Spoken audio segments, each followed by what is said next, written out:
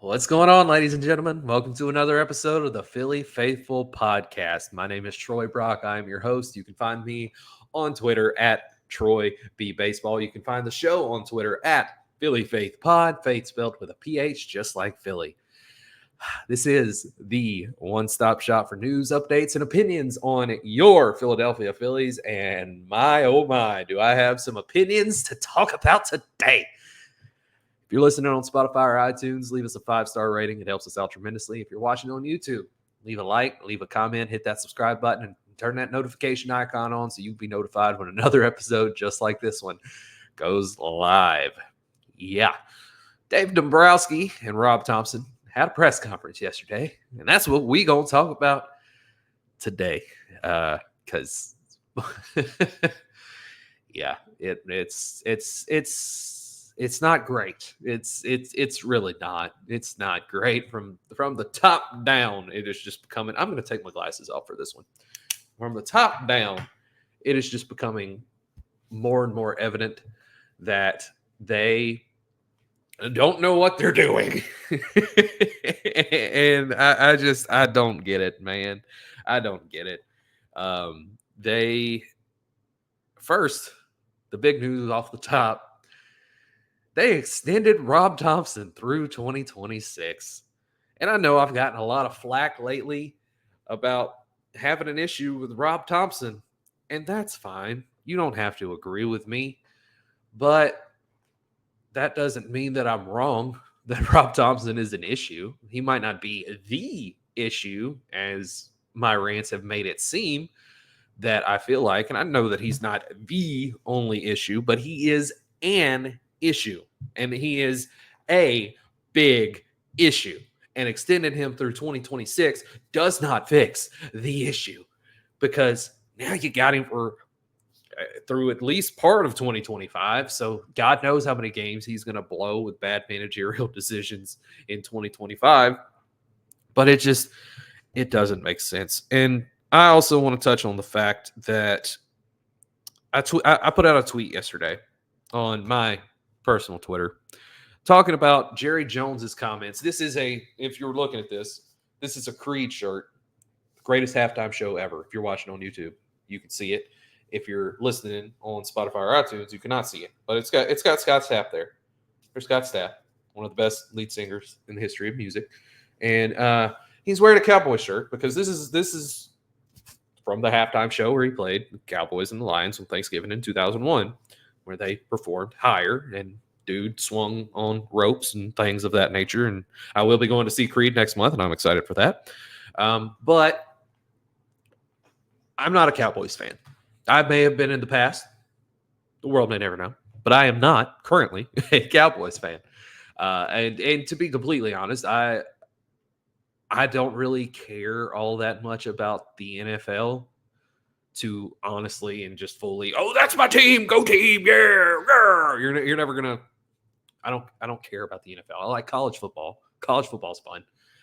But Jerry Jones made a comment yesterday on a radio show, and it is a big prevailing issue in sports across the board, all sports really.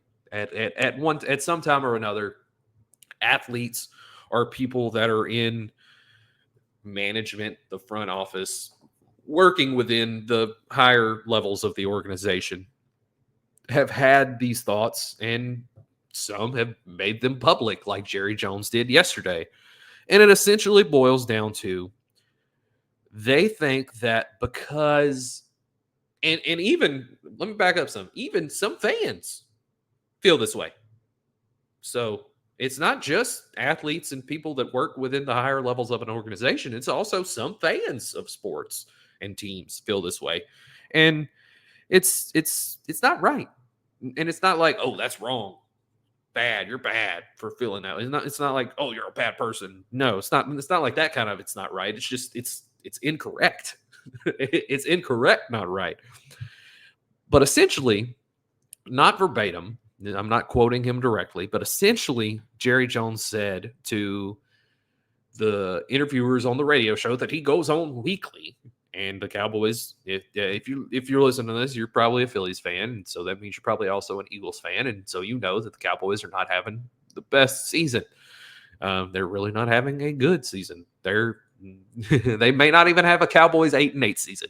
But he said essentially, you've never played the game or worked in a front office, so you don't know what you're talking about. And that is a big prevailing issue across sports, across the sports landscape, that thought process that you cannot understand this unless you have done it before. And for some aspects of things, that might be right. You might be correct. I've never thrown a football in an NFL game, but I have thrown a football in pickup games and in flag football games and in multiple backyard football games. I was generally the quarterback. I know what it takes to throw a football. I don't have to play in an NFL game to know what it takes to throw a football. To bring it back to baseball, which this podcast is about, I have never been a good hitter. I've talked about this before on the podcast. I'm not a good hitter. Period. I'm not. I'm good at taking walks. I can take a walk all day long. I can sit there with a bat on my shoulder and watch balls go by. I know the strike zone. I'm not a good hitter. I'm not good at putting the bat on the ball. And I'm also not a good pitcher. There are things as far as mechanics go within a swing and within pitching that I do not understand, and that's fine. But I can tell when a fielder is not good, or I can tell statistically when a batter is not good or a pitcher is not good because, again, there's statistics. You can't argue with statistics. It's fact. You cannot argue with statistics. I don't care what your mechanics are if the results are bad as far as statistics go. This is completely equal and opposite to a previous conversation where the input on the decision is what determines the decision when it is made is what determines if it is a bad decision or a good decision, not the results. The results on the field, as far as statistics, that is completely different than a managerial decision. So if a batter is having a bad season, statistically, he's having a bad season. If a pitcher is having a bad season, statistically, he's having a bad season. Now, I can look at that and tell you all day long what player's good, what player's bad. Because guess what? I don't have to have played baseball before to know that. I can look at freaking stats, people. And they're there for everybody. But you know who doesn't use them? Who seemingly doesn't use them with the moves that they make? Front offices. And these stats are available for everybody. I don't even pay for them. You don't even have to pay for them. They're free. Go to Baseball Reference, Fangraphs, Baseball Savant, MLB.com. Free. Stats are free and readily available to everyone. You don't have to have played in the game before to look at the stats. You don't. You don't have to have played the game before to understand whether a player is having a good or a bad season. You don't. You just don't, man. What you do have to know, outside of looking at stats, is watching a game and seeing that the decisions that a manager is making. Again, not hindsight. At the time they're making the decision, you know whether you have played the game before or not. You know all of the variables going into that decision. You, as a fan, you know most of the variables. Of course, you don't know everything. So I will give them that. As a fan, you do not always know all of the variables going into a decision. You just don't. But you know most of them. And with the information that you have and the decision that is being made, you can determine right then and there, before anything happens on the field, whether that decision is a good one or a bad one. You don't have to have played the game before to make that determination. You just don't. And when Rob Thomson says in the NLCS, hey, Craig Kimbrell blew a lot of saves for us this season. He blew a lot of games. We lost a lot of games where we had the lead because we put Craig Kimbrell in and he blew it. So you know what? Let's go to Craig Kimbrell. We're up. Let's go to Craig Kimbrell. In LCS, we can win this thing. We could go to the World Series for the second consecutive season. Come on, Craig Kimbrell. And he blows a save.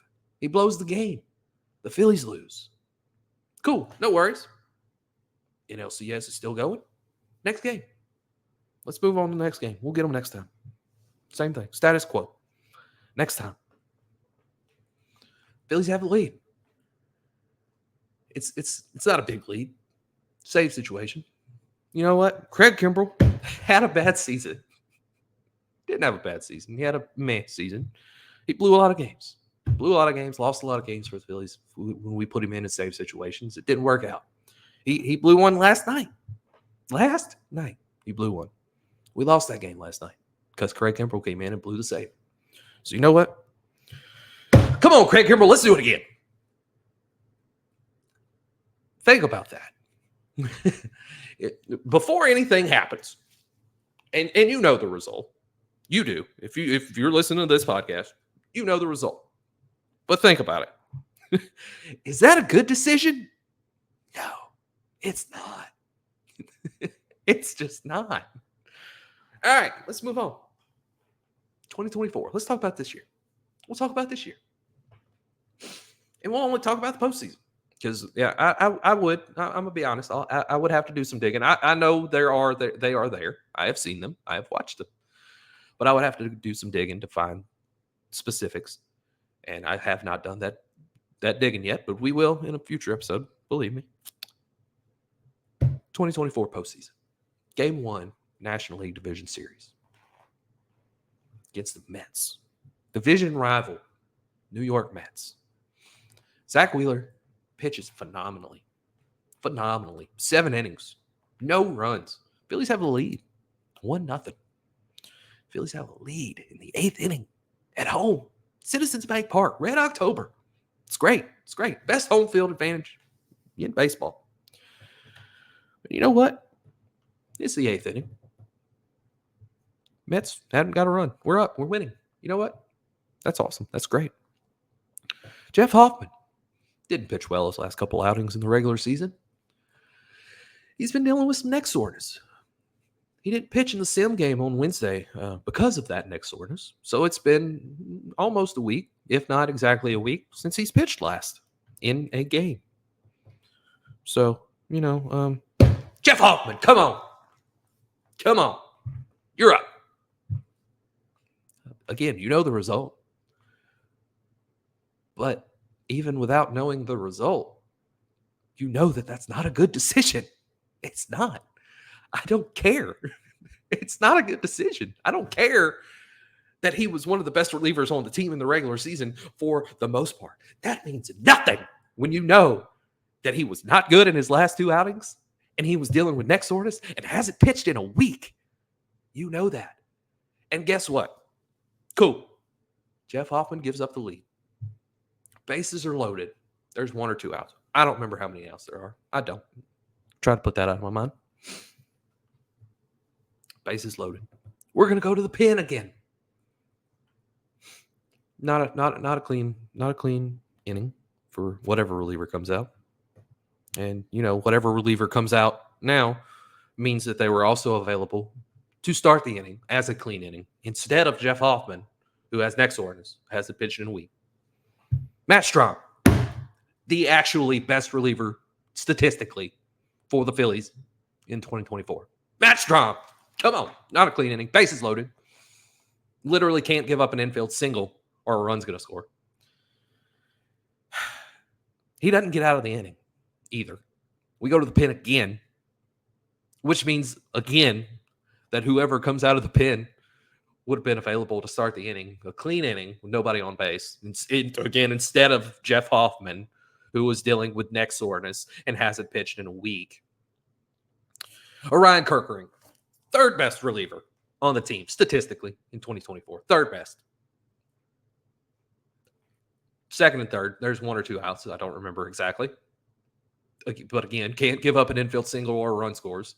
He allows a run. the Mets win that game, by the way. But cool. That's relievers should have pitched better. What can I say? The relievers should have pitched better. It's not on Rob Thomson to throw the pitches. It's not. He didn't throw the pitches. It's on the relievers. They should have pitched. Okay, cool. We'll move on.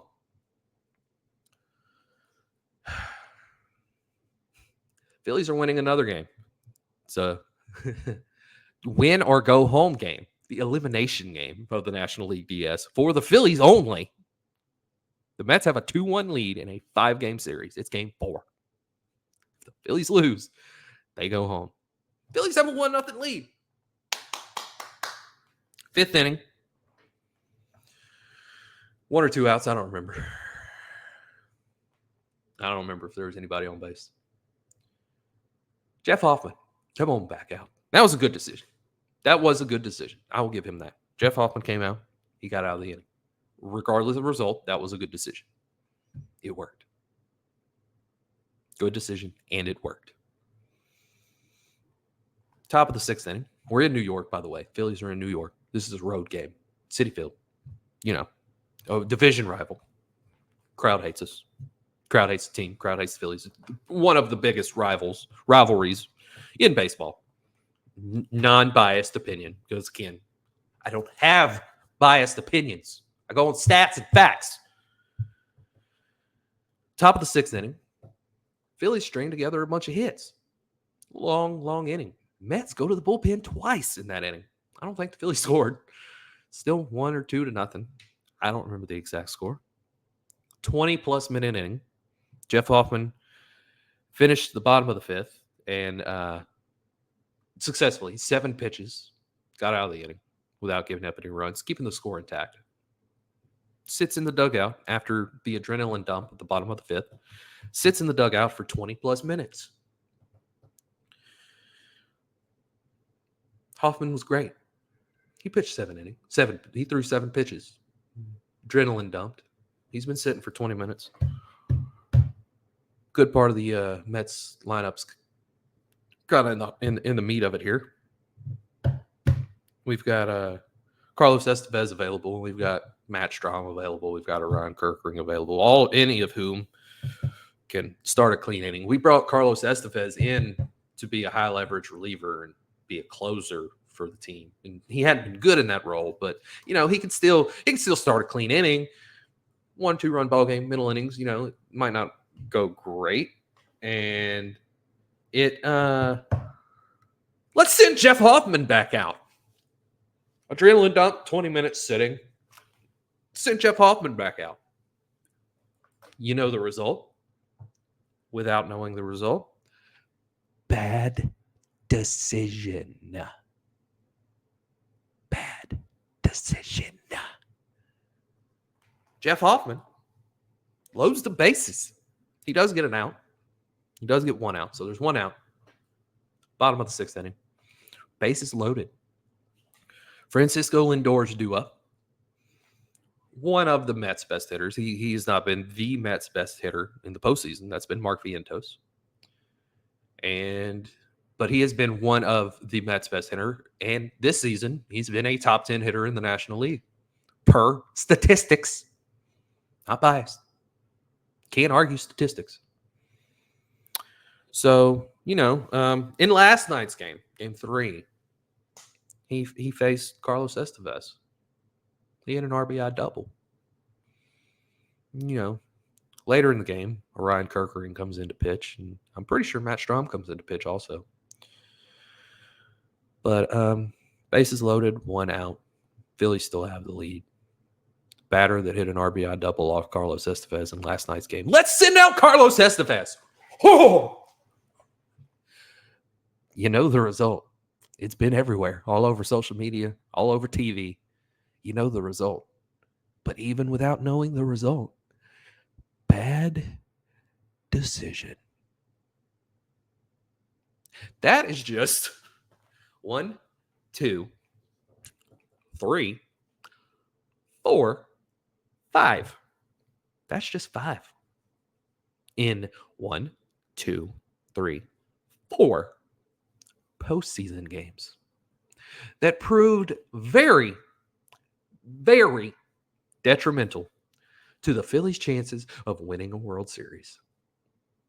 There are many, many more, including, but not limited to, Alec Bohm sitting for Game 2 of the National League Division Series. Oh, we're going to bench Alec Bohm. He's not going to start. We'll start Edmundo Sosa. Edmundo Sosa takes 2 plate appearances. 2 of them. Alec Bohm pinch hits for Edmundo Sosa in like the 5th inning. Plays the rest of the game. Why? What sense? Like, that's not just a bad decision. It makes no freaking sense whatsoever. And I will give them, it may be a situation where we do not have all of the information that went into that decision. And we may not ever. And after yesterday, we probably won't, unless Alec Bohm comes out and says something stupid to the press. But with what we know, even without knowing what happened, bad decision. It's not hard. I didn't play Major League Baseball, but I've watched a lot of it, and I understand it more than most. And it seems more and more every day that I understand it more than some of the people in the office for the Philadelphia Phillies. Why in the world would you look at Rob Thomson's body of work? I don't care that he has the highest winning percentage of any manager in the history of the franchise. Look at the roster that has been constructed for him in his tenure there. If he didn't have the highest winning percentage in the history of the franchise, there's something wrong. There's something much more wrong than the bad decisions he has made that has cost the Phillies 2 World Series opportunities. Because guess what, ladies and gentlemen? In 2023, the Texas Rangers would not have beat the Phillies in the World Series. They would not have. The Arizona Diamondbacks were not a better team than the Phillies in 2023. The Phillies and Rob Thomson beat the Phillies. The New York Mets are not a better team than the Phillies in 2024. The Phillies and Rob Thomson beat the Phillies. Who's to say what could have happened in the National League Championship Series? On paper, again, I've said this time and time again on here, on Twitter, for all season long. On paper, the Phillies unquestionably have the best and deepest roster in the sport, top to bottom, on paper. But who's to say what could have happened in the National League Championship Series? We will never know, because Rob Thomson in the offense, chasing everything in its mama, made sure of that. So now that we've had that 20-minute diatribe about Rob Thomson that I did not intend to go on, let's talk about some of the other things that happened in the press conference yesterday, shall we? This episode's probably going to go longer than 30 minutes. Heads up, 7 up. All of the coaching staff is staying, which at this point, with the level that each of the Phillies players are in their career, I don't think a hitting coach is going to do much of anything. Honestly, hitting coaches probably don't do anything in baseball, period. These guys are professional hitters. I mean, I am about 95% sure whatever a hitting coach says goes in one ear and out the other. I think it's just a nothing job to get more people on the payroll to say, hey, you worked in baseball before. Keep working in baseball. Here's a few $100,000 contract. But especially with guys that have been in the league as long as the majority of the Phillies roster has, they're not going to just change their ways. Trey Turner is going to be Trey Turner, which is not a good hitter. And he was asked yesterday about Trey Turner and Trey Turner's atrocious defense at shortstop. And Dombrowski was asked that yesterday, that is. And Dombrowski said, Trey Turner's our shortstop in 2025. Which, okay, I mean, that's fine. You're not gonna as much as I'm not a fan of Trey Turner being on the Phillies, it would be much better and much less detrimental to the Phillies' success if he was batting much lower in the lineup. But you're not going to do anything about his defense. His defense is atrocious regardless. You can't DH him because you have Kyle Schwarber. I mean, maybe put him in a corner outfield spot and see if that works. But then again, they might be going after Juan Soto, which is probably a big reason why they're not firing Kevin Long, because Juan Soto is a big fan of Kevin Long, the hitting coach. So Trey Turner is the shortstop of 2025. They said they're probably not trading Alec Bohm, but we'll have to wait and see. Nothing can really be done at this time until the postseason is over. So it will be a lot more clear on what the team intends to do once the postseason is over and things are able to be done. But right now, they said a lot of nothing and extended Rob Thomson. But from what they've said, it's not great. It's the status quo. We're going to stick with the status quo. And you know what the status quo has gotten the Phillies the last 3 years? It's gotten the Phillies a World Series loss to the Houston Astros, which is cool. They made it to the World Series. I went to a World Series game in Houston because that's closer to me than Philly. My wife is from Houston, and so she's an Astros fan. That was fun. We're married. We're not gonna like throw punches or whatever. Please don't throw punches with your wife. That's not good. But it was just fun, playfully going back and forth at each other, and then going to Minute Maid Park. I actually sat next to a Phillies fan. That was interesting. But he was a very nice guy. And then in 2023, the status quo got the Phillies a National League Championship exit, which we've already talked about today, thanks to Rob Thomson and Craig Kimbrell. Rob Thompson's bad decision-making. Yes, Craig Kimbrell didn't pitch well, but guess what? He didn't have to be put in that position. Did you think about that? Whether or not a pitcher pitches well or pitches bad, especially a reliever, you got to think about the position that they're put in. I don't like people keep throwing up the amount of earned runs that the bullpen allowed this postseason. Like, oh, it's so bad. They fell off. This is what they've been. They've been bad. They just pitched way above their head. No. You didn't watch the games if that's what you think. If you look at the amount of earned runs and back up, this is a learn to baseball better moment. ERA for relievers is pointless, especially in the postseason, because it is much too small a sample size for earned run average to matter for relievers, especially in the postseason. So how many earned runs the relievers gave up? It's not on them. It's on the positions that they were put in. You can't bring a reliever in with the bases loaded and one out and expect him. I don't like Carlos Estevez, and I'm sticking up for him. So you can't bring a reliever in with the bases loaded and one out to face a guy that hit an RBI double off of him and expect him to get out of the inning without allowing a run. You can't bring a guy in that hadn't pitched in over a week in a one-run ball game in the eighth inning against a good part of the Mets lineup, hadn't pitched in a week, is dealing with neck soreness, and expect him to do good.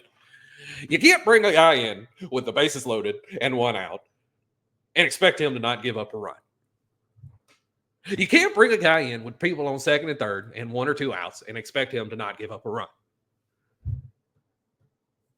You can't bring a guy in after throwing 7 pitches and having an adrenaline dump in the inning before, sitting for 20-plus minutes, and then coming back out and expect him to still have it. And in Rob Thompson's defense, and I said this on the National Pod First Pitch with Lindsay the other day, that it has been a running theme throughout the playoffs. That is something that not just Rob Thomson has done, especially in the playoffs. That is something that a lot of managers have done, is have a guy come out to finish an inning, sit after the adrenaline dump, and then go back out to start another inning. And again, people, it's the playoffs. There's hundreds of off days built in. You don't have to. You can't use up my bullpen. We got to play 14 games in the next 13 days. Oh man, we got to save our bullpen. No. You maybe play 7 games in 9 days. Maybe. You can use your bullpen. It's going to be okay. I promise.